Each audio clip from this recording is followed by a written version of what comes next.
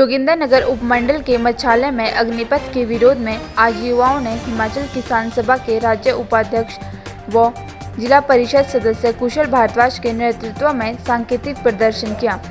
भारद्वाज ने कहा कि हम सब अग्निपथ योजना को पुरजोर तरीके से खारिज करते हैं, जो भारत के राष्ट्रीय हितों के लिए हानिकारक है। पेशेवर सशस्त्र बलों को 4 साल की अवधि के लिए अनुबंध पर सैनिकों की भर्ती करके नहीं चलाया जा सकता है।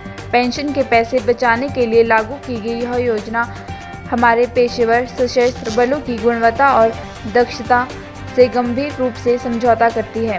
किसान सभा मांग करती है कि इस अग्निपथ योजना को तुरंत रद्द किया जाए तथा राष्ट्र हित में सेना में पुरानी भर्ती प्रक्रिया पर तुरंत भर्ती की जाए। हमारे किसान सभा के सभी कार्यकर्ता, यहाँ पर उपस्थित नौजवानों, दुकानदार भाइयों और पुलिस की वर्दी में खड़े हमारे मजदूर किसान के बेटे और बेटियों, जैसा कि आप सबको मालूम है, हमने आज ये आह्वान किया था कि हम मच्छाड़ में एक शांति मार्च निकालेंगे। ये जो अग्निवीर की नीति सरकार लाई है उसके खिलाफ है। लेकिन आज सुबह मालूम चला हमारे पड़ोस में 100 मीटर की दूरी पर एक नौजवान की जो है मृत्यु हुई है कल कुल्लू में रात को एक्सीडेंट में, और आज उनका पार्थिव शरीर यहाँ पर आ रहा है और यहीं पर जो है वो दाह संस्कार होगा मच्छाड़ में। जिस कारण से हमने आज जो जुलूस निकालना था वो कैंसिल किया है। कुछ लोगों को सूचना उसकी दे दी गई थी, लेकिन उसके बावजूद कुछ लोग यहाँ पर आए हैं। हालांकि पुलिस का आज बड़ा इंतजाम यहाँ पर किया गया था, लेकिन हम इतना कहना चाहते हैं, हमारा आंदोलन हमेशा शांतिपूर्ण होता है और जिस दिन हमने उग्र आंदोलन करना है तो हम पहले ऐलान करेंगे बाकायदा, और उग्र आंदोलन इस देश के अंदर होगा निश्चित तौर पर। हम इस देश की सरकार को इजाजत नहीं देंगे इस बात की कि हमारी सेना का ठेकाकरण करें। सेना कोई लाले की दुकान नहीं है कि जहां पर 4 साल के लिए बच्चों को भर्ती करेंगे, बच्चे की ढंग से ट्रेनिंग नहीं होगी, आप उसको युद्ध में झोंक देंगे, आप उसको बॉर्डर में झोंक देंगे। और ये भी मैं आपको बताना चाहता हूँ, जो हमारे पुलिस में वर्दी के जवान खड़े हैं उनके भी बच्चे हैं, हमारे जो दुकानदार भाई दुकान कर उनके भी बच्चे हैं, उनके भी पोते पोतियां फौज में जाएंगे। बहुत सारे बच्चों ने तैयारी की थी, टेस्ट क्लियर किया था, ग्राउंड क्लियर किया था, इंटरव्यू हुए थे, और 2 साल पहले जो भर्ती की प्रक्रिया शुरू हुई थी उसको भी सरकार ने कैंसिल कर दिया है। और सबसे घटिया बात यह है कि आज तक हिंदुस्तान के इतिहास में कभी नहीं हुआ कि सरकार की कोई नीति है और उस नीति को डिफेंड करने के लिए जो है सेना के जो जनरल हैं उनको आगे किया जा रहा है। हिंदुस्तान की फौज का राजनीतिकरण आज तक नहीं हुआ था। नीति सरकार बनाती है और सरकार की नीति गलत है तो सरकार की जिम्मेवारी अपनी नीति को डिफेंड करने की, लेकिन सेना के अधिकारियों को आगे किया जा रहा है। और ये बकवास करवाया जा रहा है कि अगर कोई सड़क पर आंदोलन करेगा उसका फोटो ले लेंगे तो उसको फौज में नौकरी नहीं मिलेगी। तुम्हारे बाप का राज है क्या? ये बोलना चाहते हम।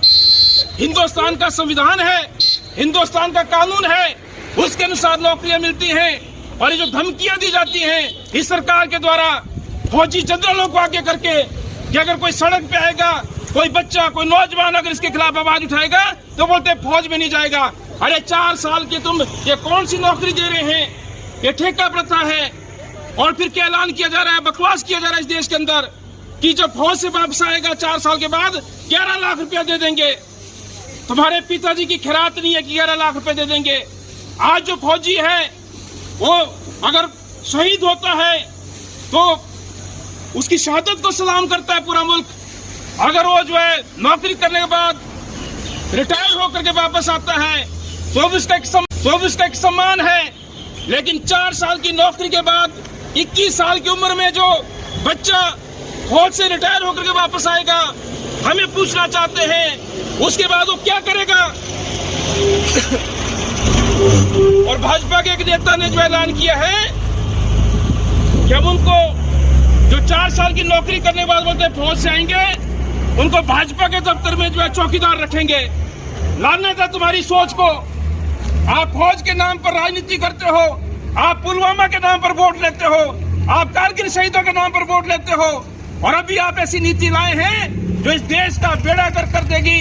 4 साल की नौकरी से कोई भी बच्चा जो है वो सिद्धस्त नहीं हो सकता है, और उसको आप युद्ध में झोंक देंगे, आप उसको बॉर्डर में झोंक देंगे, और उसके साथ साथ जब वो घर वापस आएगा, ये आप सब कान खोल करके सुन लो मेरी बात को, जब आपका बच्चा 4 साल का वो अग्निवीर बनकर के वापस आएगा, उसको पेंशन नहीं होगी, उसको जो है ग्रेच्युटी नहीं मिलेगी, उसको दूसरी सुविधाएं नहीं मिलेगी। याद कीजिए जब नोटबंदी हुई थी उसके भी हजारों फायदे गिनाए गए थे, हजारों बकवास किया गया था कि नोटबंदी से देश आगे जाएगा, काला धन वापस आएगा, भ्रष्टाचार खत्म हो जाएगा, आतंकवाद खत्म हो जाएगा। आज ये सवाल अपने आप से पूछो, जो नरेंद्र मोदी ने उस वक्त नोटबंदी की थी, कई राज्यों में जमीनें खरीदी भाजपा के लोगों ने, उससे पहले अरबों खरबों रुपए की, और नोटबंदी से जो है काले धन को सफेद किया गया, लोगों में त्राही त्राही मची, किसानों के खिलाफ 3 काले कानून बनाए गए, तब भी ऐसा बकवास किया गया कि ये कानून जो है बहुत फायदे के हैं। बाद में जब आंदोलन हुआ तो सरकार ने बोला इस कानून में जो है 6 खामियां हैं, फिर बोले 10 गलतियां हैं, फिर बोले 20 गलतियां हैं। लेकिन जब इस देश का किसान सड़कों पर डटा रहा तो बाद में वो काले कानून वापस लेना पड़े। और आज हमें कहना चाहते हैं, इस देश का नौजवान मरा हुआ नहीं है। इस देश का नौजवान अगर बॉर्डर में शहादत देता है तो इस देश का नौजवान सड़कों पर भी आंदोलन के लिए तैयार है। तुम्हारी लाठी गोली से हम डरने वाले नहीं है। पुलिस का इस्तेमाल करना होगा, करते रहना। पूरे देश के अंदर आंदोलन चला है, हम यहाँ पर भी इस आंदोलन को चलाएंगे। मेरी बात को नोट कर लें, CID के भाई अगर यहाँ पर हैं, पुलिस के भाई मेरी बात को रिकॉर्ड करना चाहते हैं कर लें, और ये जो है मोदी सरकार तक इस फरमान को पहुँचाएं। हमें ये नीति मंजूर नहीं है, हम इस नीति का मरते दम तक विरोध करेंगे। ये नीति सेना की गरिमा को ठेस पहुंचाती है, ये नीति हमारे बच्चों के भविष्य के साथ खिलवाड़ है। और इसलिए अगर कोई डराने आ जाए कि हम जो है तुम्हारे बच्चों को वो अग्निवीर नहीं लगाएंगे, तो इस धमकी से डरने वाला इस देश का नौजवान नहीं है। और इसलिए आज हमारी बहनें भी यहाँ पर आई हैं, ये जिंदा दिल इंसान हैं, और मरे हुए लोग वो हैं जो गलत नीति का जो है समर्थन करते हैं। और इसलिए ये गलत नीति उनको मुबारक हो, लेकिन उनका घर भी उजड़ेगा। इसलिए मैं उनको कहना चाहता हूँ कि जो भी गलत हो रहा है उसका विरोध करना जो सीखे। तो ज्यादा लंबी चौड़ी बातें न कहते हुए हम मार्च पास्ट नहीं करेंगे, क्योंकि वो जो यहाँ पर डेथ हुई है उस कारण से जो हम ये जुलूस नहीं निकालेंगे। आप सब यहाँ पर आए, आप सबका धन्यवाद। आपका फैसला के लिए जोगिंदर नगर से कैलाश की रिपोर्ट।